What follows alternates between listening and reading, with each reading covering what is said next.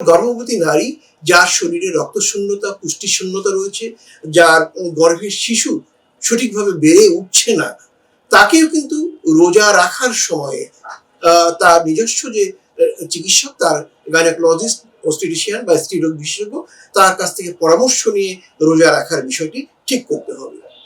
আমরা জানি আমাদেরকে বেশ কিছু বৃদ্ধ বয়স্ক মানুষ আছেন যারা রোজা রাখতে আগ্রহী।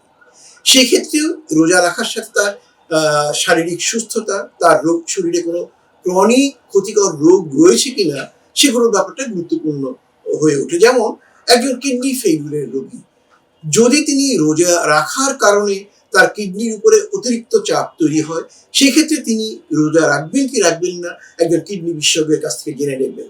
একজন ক্যান্সার আক্রান্ত রোগী, তার ক্যান্সারের চিকিৎসার পর্যায়ে ওই সময় তার জন্য রোজা রাখাটা ঠিক না ভুল, সেটাও তিনি তার ক্যান্সার বিশেষজ্ঞের কাছ থেকে জেনে নেবেন।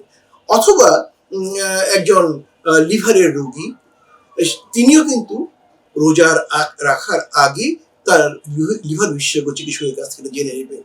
সব মিলে আমরা বলি রোগাক্রান্ত যে কোনো মানুষকেই কিন্তু রোজা রাখার আগে তার চিকিৎসকের সাথে পরামর্শ করতে হবে।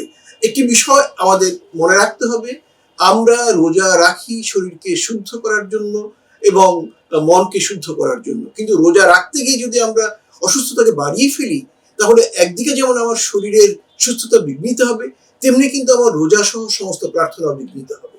অতএব রোগাক্রান্ত যে কোনো মানুষ রোজার ব্যাপারে আপনার চিকিৎসকের পরামর্শ নেবেন।